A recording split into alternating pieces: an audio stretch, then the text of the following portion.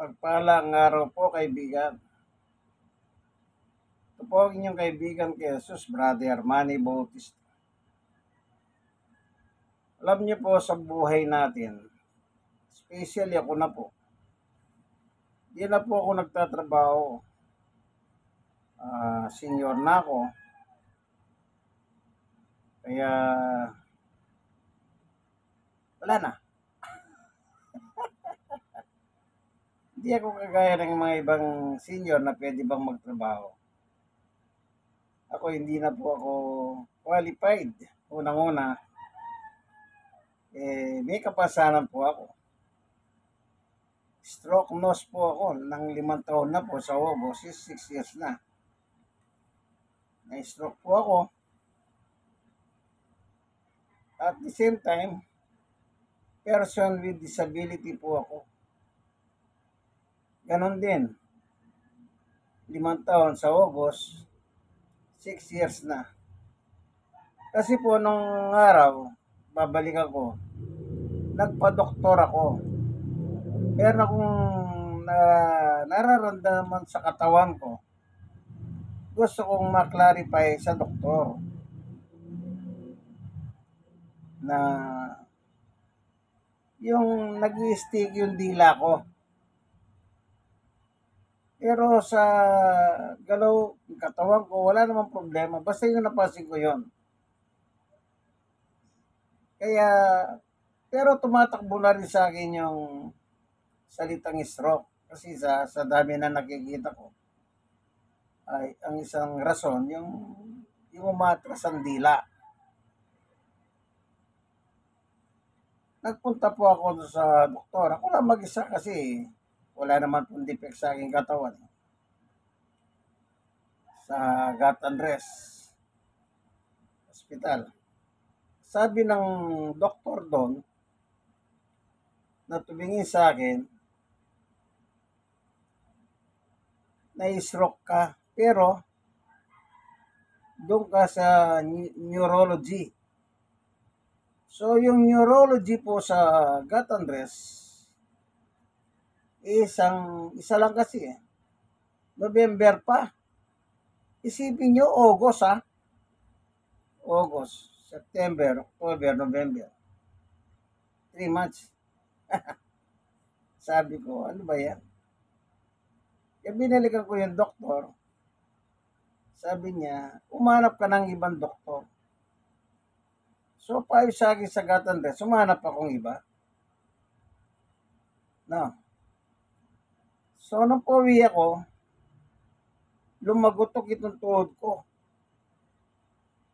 Hindi ako makatayo. Buti hindi pa ako nakasakay ng jeep. Papasakay pa lang ako ng jeep sa paradahan ng mga jeep sa may Padre Rada. Hindi po ako makatayo. Masakit talaga. Hindi ako makatayo. Pinilit ko. Masakit talaga. So, habang naglalakad, masakit talaga. So, kinabukasan, nagpatingin ako ulit sa Gat Andres. Sabi ng doktor, yung tumingin sa akin, na dapat sa neurologist ka kanya. In x-ray yung tuhod ko, wala naman silang nakita. Pero masakit eh. Hindi lang ako nagano, pero halos talagang masakit na masakit. So, in short, sa August, 6 years na yung stroke ko at yung aking tuhod. Kaya hindi na ako makapagtrabaho. At the same time, 63 na ako. At the age of 20, nagsimula na akong mag-employed. Kaya sawa na akong nagtrabaho po. No?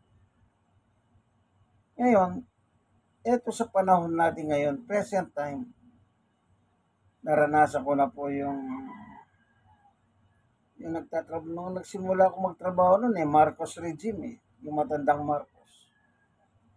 So lahat ng presidente nadahanan ko. Nakita ko yung mga presidente ngayon. Siyempre, isipin nyo, from Marcos, up to present, Bongbong Marcos. Lahat na naging presidente, nakita ko yung kalidad. So, ngayon at present time, nag-election, katatapos lang. Ngayon, vocal si Senator Bato sa kanyang pagkapanalo na hindi sila papayag na ma-impeach. Hindi siya papayag.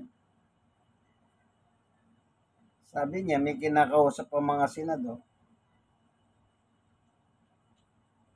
Sinisigurado niya, walang impeachment na magaganap.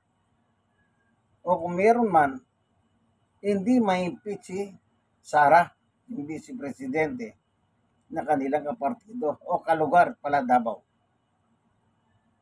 Kaya naman in-impeach si Sara dahil sa anomalya, DepEd. Kung saan napunta yung pera. Confidential fund bilang vice presidente, 125 million. In 11 days, sabi ng COA, nagastos. Ang tanong saan? Yung pera na yun, pera po ng taong bayan yun eh. Hindi niya pera. Kaya ngayon sa dumating sa hearing sa Congress at saka sa Senate, napatunayan ng mga bogus lahat yung binigay na resibo. Kaya na-impeach siya. Halos higit pa sa inihingi ng konstitusyon, dapat siyang ma-impeach. Pumirma. Higit pa. Kaya na-impeach siya sa lower house. Nagkataon mag-i-election. Hindi umaksyon si Escudero eh. Ngayon ito. Sa July, magsisimula ang impeachment. Maraming problema ngayon. Kung ano man yung problema, wag na natin pakialaman. Problema na ng Senado yun eh, tsaka Kongreso. Ang hindi maganda rito, yung vocal si Bato na hindi may impeach ang kanyang Inday Sara. Siya lang ang vocal eh. Kaya napanood ko lang numisan sa news. Tapos sinigundan ng vlogger na yun ding news na yun na pinakikinggan namin. Vocal siya. Ngayon, sino pa ba? Ngayon si Sara gumagalaw, gusto niyang palitan ng speaker ng House of Representatives na si Romualdez. Pag napalitan nyo, siyempre hanggang July, malaking magaganap. Ngayon, ang tanong dito hindi ba natin dapat malaman tayong taong bayan kung saan dinala yung pera ni Sara? Ito yung pagkakataon niya. Siya naman na sinasabi niya, handa na siya sa impeachment. Bakit yung kanyang mga Lipores, hindi sila nakahanda?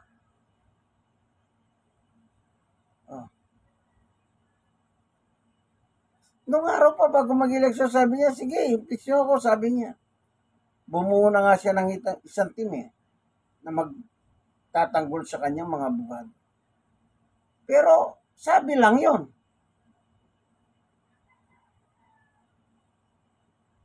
Ibig sabihin, ngayon, gumagalaw na siya para mawala si Romualdez. Ibig sabihin, natatakot din siya sa ikainat na ng impeachment. Kaya sabi ni Bato, yan, nagagather na sila nang wag na ma-impeach. Isa pa, sino pang tutol sa impeachment? Yung isang Iglesia ni Cristo na si Marcoleta.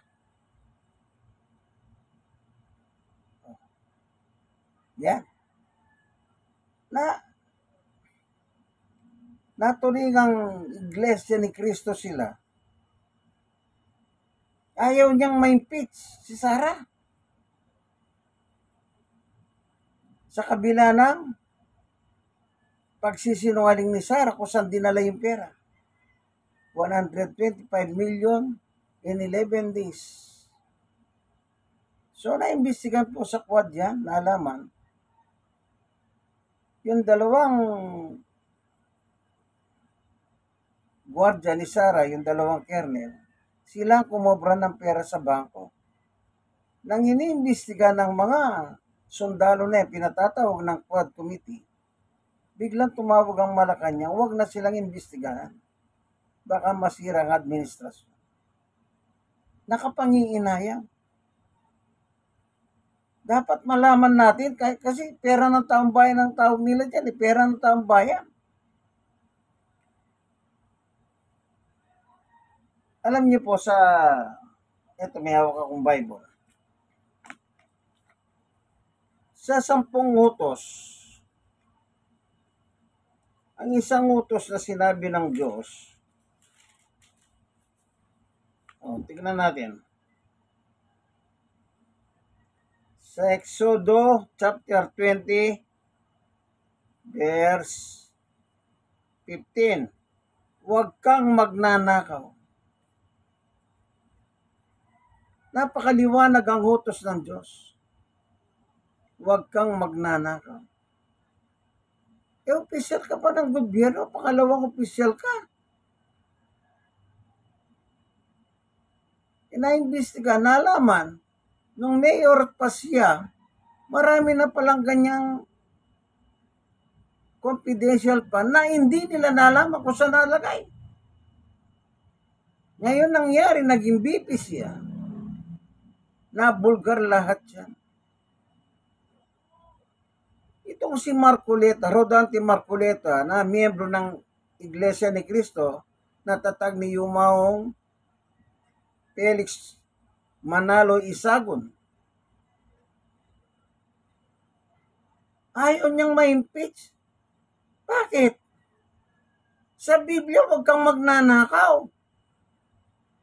Nagrally pang mga yan eh. Nung nawalang mangyari sa pagrarally nila laban sa impeachment, baka sabi-sabi ng tagapagsalita ng IAS, hindi na kami pinakikinggan ng gobyerno. Yung spokesperson nila.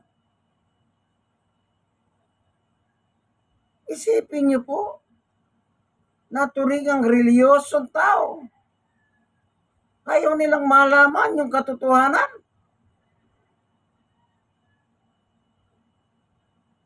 Gusto nilang itago na lang sa katotohanan yung pagnanakaw. Anong klaseng reliyon sila? Ako, alam ko sagot dyan. Iglesia ni Satanas.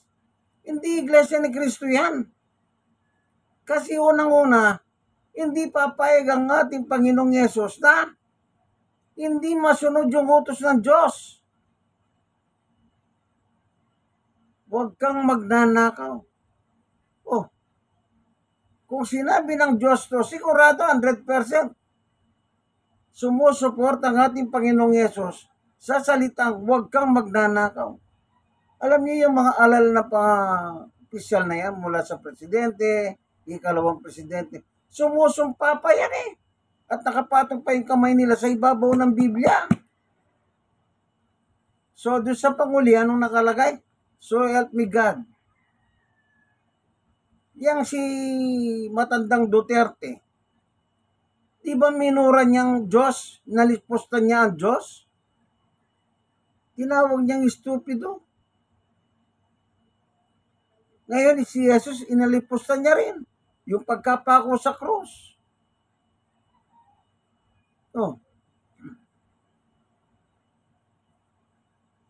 Yung Santo Papa ng Katoliko, minura niya rin.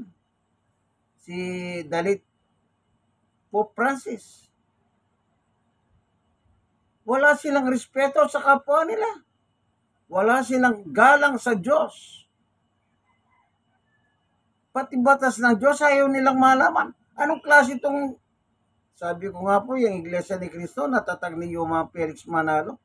Iglesia ni Satanas yan eh. Pinapanigan nila magnanakaw sa kaban ng taong bayan. Di naman nila pera yan ah. Pera ng taong bayan yan. Pero, taga-suporta sila ng magnanakaw. Ano pa? Taga-suporta sila ng mamamatay tao. O, hindi ba nung naimbestiga si, ano ba yan, yung PCSO na kernel, bigla siya naging PCSO na manager, si Garma? Di ba binulgar niya? Na yung nagbabayad sa mga EJK? Di ba Iglesia ni Cristo? Ibinulgar ni Garma yan. Si Leonardo? Oh, papatay kang tao, babayaran mo. Pag hindi naman napatay, hindi mo natuluyan, yung lahat ng expenses mo ibabalik. O yan, narinig sa quad dyan. So, sa Quad Committee 19th Congress ng Pilipinas.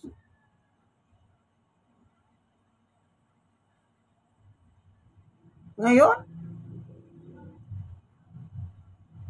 wag po kayong papayag, taong bayan, na gaganituin tayo ng mga senador na ito. Ako hindi ko naman sila binoto eh. Paano na lang yung bumoto sa kanila? Papayag ba kayo? Na hindi nyo na dapat pang malaman kung sa nila yung pera? Yung 125 million ni Sara?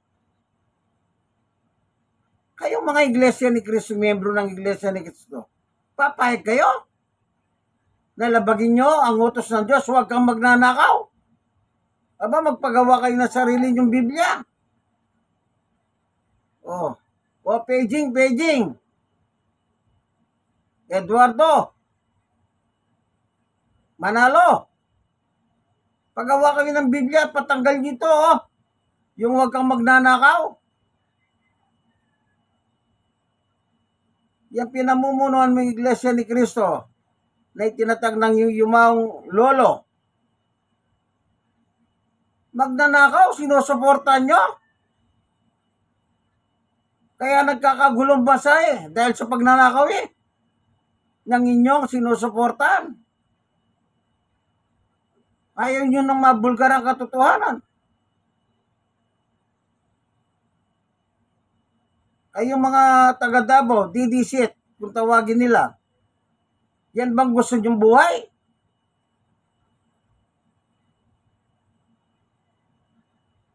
Yan bang inyong natutunan sa inyong mga simbahan, sa leader ng inyong mga simbahan? Natutunan sa inyong mga magulang, anak, pag magnanakaw, pabayan mo lang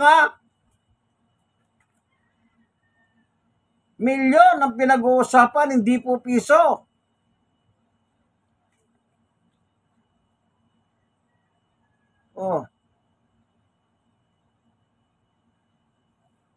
Maliwanag po sa Biblia. Ang Diyos pa nag-uutos na Diyos na gumawa ng langit at lupa, na sinabi ni Duterte na Diyos na gumawa ng langit at lupa, stupido, sabi niya. Walang kagalang-galang pati sa Diyos. Lapastangan. Sa bagay namin niya, pupunta siya sa impyerno kasi nga marami daw magagandang babae sa impyerno. Yan. O nasa na siya ngayon? Yan, nakakulong sa Netherlands, sa The Hague. Ayan na. Kumikilos na makapangyarihan ng Diyos. Kaya ingat kayo kaibigan sa pagboto sa susunod na halalan. Critical yan. Presidential yan. 3 taon na lang. Presidential niya. Mag-ingat kayo sa inyong boboto. Huwag kayong bobotong mamamatay tao. Huwag kayong bobotong magnanakaw. Ano pang nakalagay sa Biblia? Exodo chapter 20 verse 13. Huwag kang papatay. Oh, ah, hindi ba yung mga Davao Squad, binulgar nila na bumaligtad na? Ngayon, started na sila ng ICC. Yang si Inday. Yang si ano, si Duterte, matandang Duterte. Yeah. Di ba? Ayan, napapanood sa news, oh. Mamamatay tao. Oh. Sabi ng Diyos huwag kang papatay. Huwag kang magnanakaw. Ngayon, pinagtatakpan nyo? Ayaw nyo mabulgar? Ah, lahat ng bagay may hangganan, kaibigan. Lahat ng bagay. In due time. Sige. Salamat, Panginoon Diyos, sa iyong turo't aral sa Biblia. Na yung huwag kang papatay, huwag kang magnanakaw. Ay, utos mo po yun. At ang aming batas naman, dapat naming malaman ng taong bayan kung saan napunta yung pera. At dapat din namin malaman yung mga namatay. Dapat malaman ng taong bayan niya, kaibigan. Sige, hanggang dito na lamang po inyong kaibigan kay Jesus, Brother Manny Bautista. God bless us all. Ingat po kayo. Lagi kayong manalangin sa Panginoong Diyos na hingin nyo yung talino. Tamang desisyon po. Hindi po yung kampi-kampi, wag. Gamitin nyo po yung mabuti. Mabuti bang magnakaw? Hindi. Mabuti bang pumatay? Hindi rin. Kaya ingat po kayo. Ano? Sige. God bless us all. Bye.